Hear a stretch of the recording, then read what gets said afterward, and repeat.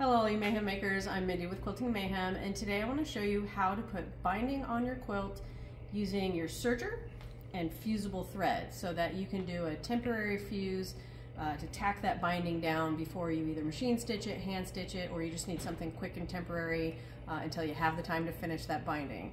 So we're demoing on the brand new Bernina L890 Quilters Edition. So this one is geared for all you quilters out there. It comes with some extra feet and accessories so that us quilters can do all kinds of fun serging things for our quilts, right? So it's not just for garments anymore. Sergers do so much more. But today's tutorial, binding.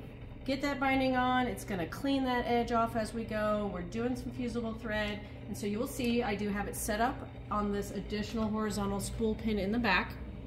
This thread is fusible. So it is gonna come up and through the machine. We do have the machine set up just for 3-thread overlock, all right? So that's what we showed you in the beginning of this video, is how it was set up. What's nice with these L890s is there is guides. It will tell you how to set it up step by step, all the settings that you need to do with the serger. It is lovely. Once you get the machine set up, we have our little sample. So this upper side, this is our backing, just so you know. The black on here, we're pretending this is our quilt top, all right, because we're just doing a demo for you. So we have our binding on the back, and that fusible thread is going to end up being serged, and it's going to be on the top side. And so we're going to bring that binding over to the front, fuse it, and then we would be able to stitch it down. Now, if you like your binding the other way, just reverse. Have your quilt top on top, stitch your binding, and then you'll flip it over and fuse it to the back. So binding is all personal preference. This is just how I like to do it. So just keep that in mind. You can do it the opposite way and have the same result, all right?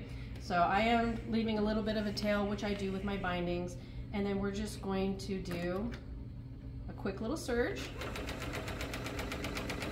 Do you see how quiet this is? Oh my gosh. Clean that edge a little, and I do a wider binding, so I'm not worried that it's taking that little bit off. And then I'm just gonna do kind of a sample. With a serger, you can still do your regular corner. Get to the end.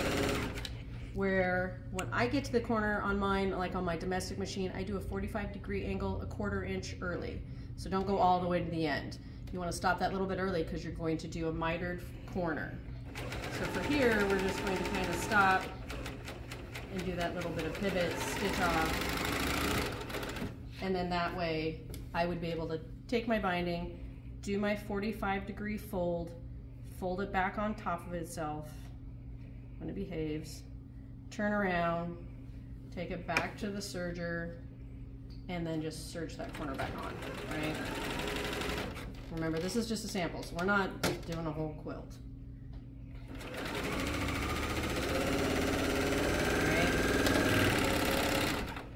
And then it has a nice little cutter on the end, so it'll cut your threads. Then what happens is you take your binding, you're going to then pull it over to the top and press it. When you're done, it will look like this. Oh my gosh, isn't that lovely? So that fusible thread, it is up here, and when you pull that binding around, you will take it to your iron and just do a press and hold so that that fusible thread can get that steam and that heat. It's gonna make it all gooey, stick it down. I would just kind of let it sit for a minute so that all that glue then kind of dries and puts that binding in its place, and then you're ready to go. You can take it to your machine, and then you can do like your 10-foot, top stitch that bad boy down, and you're done. Easy peasy, we love it. So this new serger, I already said I might have to take one of these home. So love, love, love it, but that is a quick, easy way to do a binding. It'll hold there until you're ready. Just don't wash it without stitching it down, because then you're gonna start all over. But otherwise, if you need to just throw it up on a wall and do the binding later on your machine, you've got it nice and temporary, all right? Hope that helps you out. Have a lovely day. Keep on stitching.